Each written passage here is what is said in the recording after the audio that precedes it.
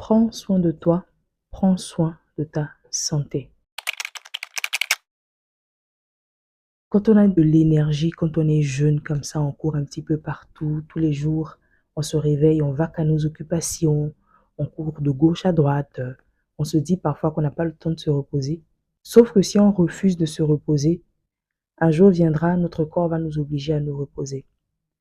Je vous en parle parce que je suis allée rendre visite il y a quelques jours à un monsieur avec qui j'ai travaillé. Je ne pourrais pas donner beaucoup de détails, mais on va aller dans les généralités.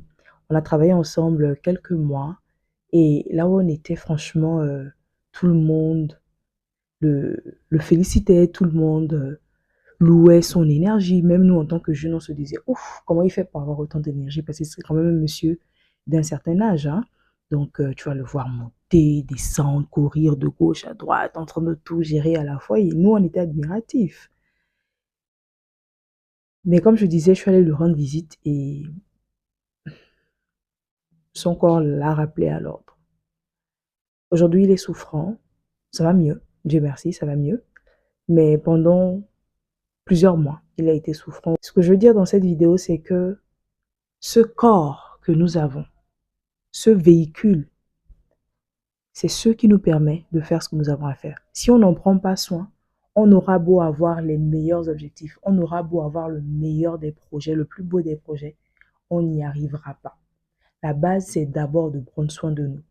Ne faisons pas comme ces personnes, ces adultes qu'on a pu voir, qui ont travaillé quasiment toute leur vie et au soir de cette vie-là, se retrouvent en train de dilapider toute leur richesse accumulée, tout l'argent pour lequel ils se sont battus toute leur jeunesse.